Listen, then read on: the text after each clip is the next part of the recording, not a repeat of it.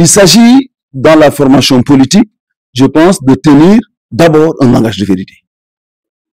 Moi, je suis d'accord pour une politique, mais d'abord que tout soit soutenu par un langage de vérité. Le reste, maintenant, on appelle ça le jeu politicien. Ça, c'est autre chose. Mais ce jeu politicien ne doit en aucun cas entraver les intérêts du peuple. Nous pouvons effectivement participer à des échanges, à des débats d'idées contradictoires. Mais la seule chose aujourd'hui qui me repousse, c'est que sur le champ politique, nous avons des personnages. Aujourd'hui, nous avons au Sénégal un système où effectivement le langage un peu non habillé, comme on dit en fait dans notre langue, la règle. Et je pense que donc nous devons aujourd'hui recentrer le débat vers ce qu'on appelle vers de bonnes orientations politiques. Faire de la politique, c'est-à-dire essayer de faire les choses autrement, mais en mieux, pour le peuple. Voilà, donc c'est ce que je voulais dire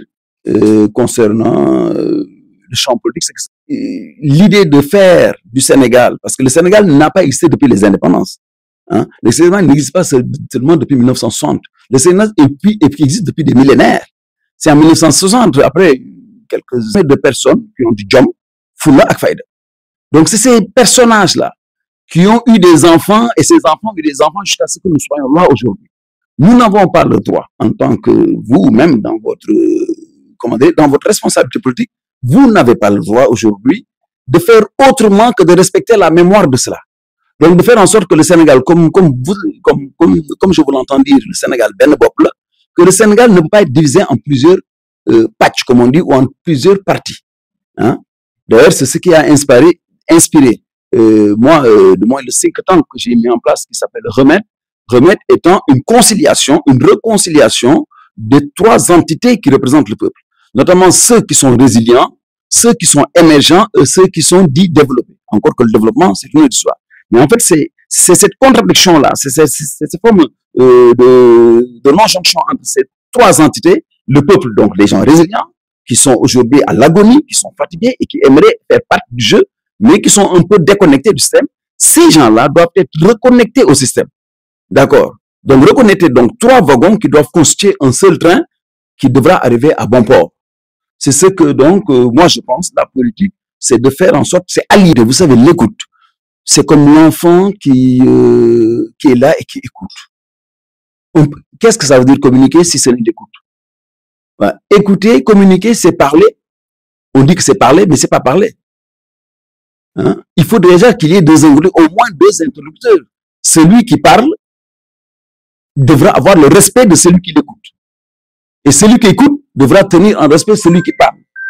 Donc c'est ça, il faut savoir écouter dans le sens... Bon, maintenant, il ne s'agit pas d'écouter n'importe quoi, bien sûr. Il faut avoir des filtres d'écoute. Celui qui parle doit avoir l'obligation de dire des choses sensées. Donc c'est pour cela que tout à l'heure, dans votre première question, j'ai dit que tout doit être soutenu par la vérité.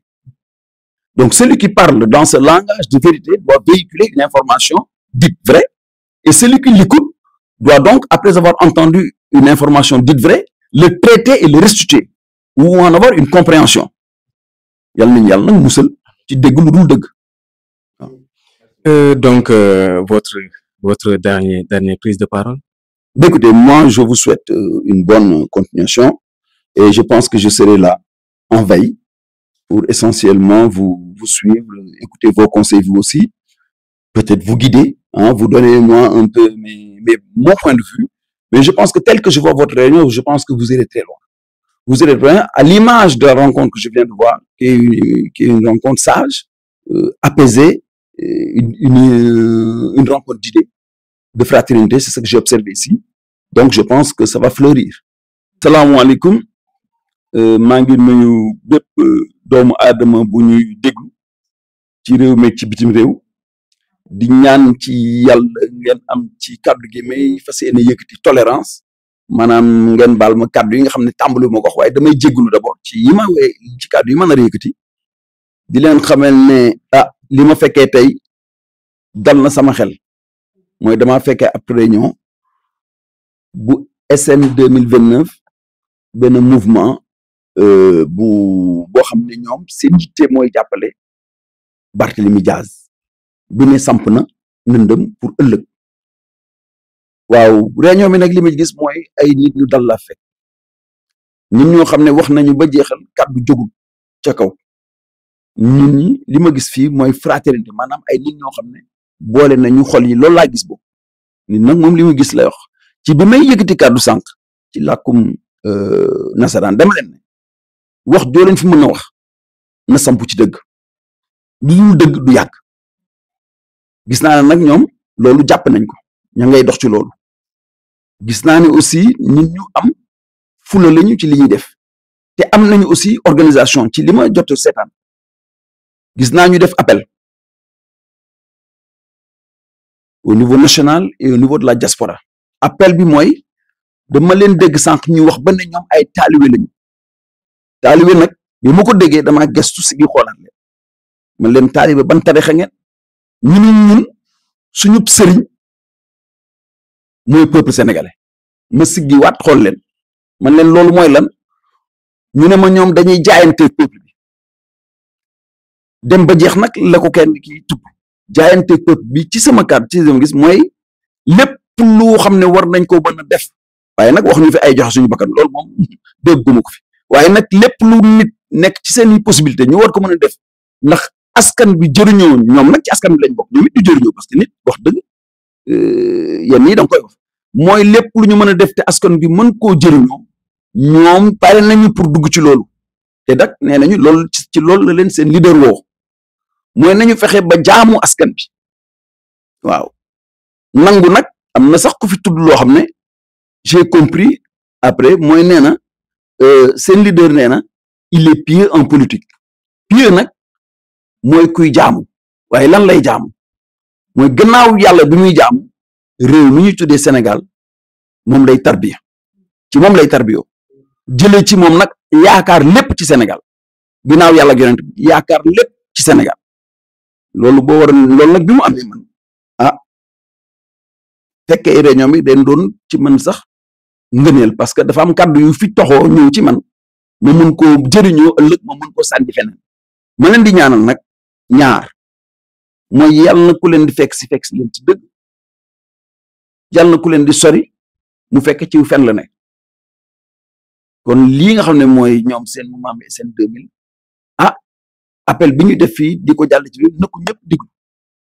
te tey nag bàyyi ci xel bu baax te xam ne nee nañ dégg naa président bi ne ku ñëw ci nga bokk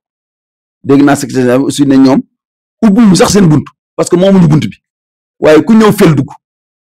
waaw loolu daal mooy kàddu yi ma doon yëkkati ci première définition ku amul déglu da ngaa tëx te ku tëx waroo wax waaw déglu nag c'est la base de tout ñàngat moom ci déglu la yàlla ba mu naan yonent bi sallallahu alayhi wasallam iqra mooy dafa xam ne dafa dégg aaya nag xaaya na ku dégg nag kuy dégg la ñuy waxal donc nit ki day am dégg-dégg dafa am dégg ak dégg-dégg mooy wax ak jot ak xam fa wax ji tibbe waaw donc dégg-dégg moom bëgg nañu nit ñi yéen dégg naa sax ngeen koy waxtaanee nit ñi am dégg-dégg ci yéen kàddu yi ngeen message bi ngeen di lancer parce que li ngeen di wax da ngeen bëgg mu bañ a egsi rek ci xol yi àgg aussi ci xel yi parce que yëf yi bu toxoo dugg ci xol rek émotion lay doon bonul waaye nag tàggat wax ji ci yóor la ne xel mooy togg wax